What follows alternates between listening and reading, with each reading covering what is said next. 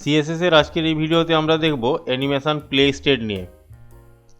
তো আমাদের এই একটাই বাকি ছিল, আর বাদ বাকি সবগুলোই আমরা দেখে নিয়েছি আগে। অ্যানিমেশন প্লে স্টেট হচ্ছে সেই জিনিসটা যেটা হচ্ছে কোনো অ্যানিমেশন চলাকালীন তাকে যদি আমরা মাঝখানে দাঁড় করাতে চাই তখন এটা ব্যবহার করা হয়, অথবা দাঁড়িয়ে থাকা কোনো অ্যানিমেশনকে চালাতে চাই তখন এটা ব্যবহার করি। তো যাই হোক, এই জিনিসটা আমরা এখন প্র্যাকটিক্যালি দেখব। তো আমি সেই আগে যে HTML এবং CSS আমরা ব্যবহার করেছি অ্যানিমেশনগুলো করার জন্য, তো সেটাই করছি। তো এখানে টাইমিং ফাংশন জুড়েছি, এগুলো প্রত্যেকটা জিনিস আমরা দেখেছি আগে, হয়েছে আমাদের। তো এবার আমরা দেখব প্লে স্টেট। তো প্লে স্টেট এমনি এখানে লিখলে হবে না, তো তার জন্য আমাকে একটা CSS এর যে পিসুডো ক্লাস ছিল সেইটা আমাকে ব্যবহার করতে হবে, যেটা আমরা আগে ব্যবহার করেছি, সেটা হলো ওভার এফেক্ট। তো তার জন্য আমি লিখব এখানে ডিপ হোভার। এই হোভার লেখার পর এর মাঝখানে আমরা দেব প্লে স্টেট। তো তার আগে আমি একটা দেখিয়ে দিই এইটা কীরকম চলছে।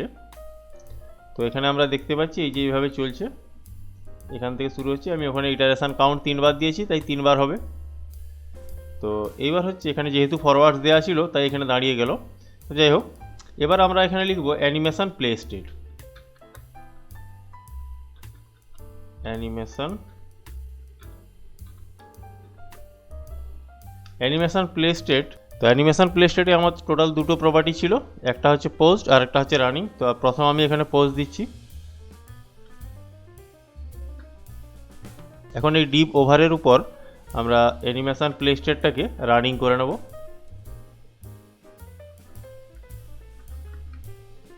রানিং। এবার সেভ করে যে রিলোড করব আমরা দেখতে পাবো প্রথম এখানে অ্যানিমেশনটা দাঁড়িয়ে থাকার প্রপার্টি যেহেতু ইউজ করেছি পোজ, তাই এখানে অ্যানিমেশনটা চলবে না। রিলোড করা মাত্রই আমরা দেখতে পাচ্ছি অ্যানিমেশনটা মাউস যেই নিয়ে যাব চলবে। এই যে মাউসটা নিয়ে যাচ্ছি চলবে, আর যে জায়গায় দাঁড় করাবো মাউসটা ছেড়ে দিলে সেই জায়গাতে দাঁড়িয়ে যাবে। এই যে মাউস নিয়ে যাচ্ছি চলছে, এই যে মাউসটা নিয়ে যাচ্ছি তখনই চলছে। তো এটাই হচ্ছে অ্যানিমেশন প্লে স্টেট। তো চাইলে আমরা এইটাকে আমি কাট করে এখানে দিয়ে দিই, আর এটাকে কাট করে আবার এখানে দিয়ে দিই। অর্থাৎ আমার অ্যানিমেশনটা এমনিতে চলতে থাকবে আর মাউস নিয়ে গেলে দাঁড়াবে উল্টো। এভাবেও আমরা ব্যবহার করতে পারি, যেমন এই যে চলছে আর মাউসটা যেই নিয়ে যাব সে দাঁড়িয়ে যাবে, মাউসটা যখনই ধরে নেব সে দাঁড়িয়ে যাবে। তো এইটাই হলো অ্যানিমেশন প্লে স্টেট। এর দুটো প্রপার্টি পোজ এবং রানিং আমরা ব্যবহার করতে পারি এই ওভারের মধ্যে। এবার দেখো আমরা অ্যানিমেশনের এই যে লাস্ট প্রপার্টি, শুধু অ্যানিমেশন লেখা আছে, তো এটাকে কিভাবে আমরা শর্ট হ্যান্ডে ব্যবহার করতে পারি। তো আমি টোটাল তাহলে এই এতগুলো জিনিসকে ব্যবহার করেছিলাম। এবার এই জিনিসগুলো প্রত্যেকটা আমি স্পেস দিয়ে দিয়ে লিখে দিতে পারি। যেমন আমি লিখে দিলাম 2s, তারপরে 1s, তারপরে ফরওয়ার্ডস, তারপরে 3, তারপরে রানিং। এবার আমি এখানে অ্যানিমেশন নেমটাকে কেটে দিয়ে জাস্ট শুধু অ্যানিমেশন রাখছি, আর এইটাকে পুরোটাকে কমেন্ট আউট করে দিচ্ছি।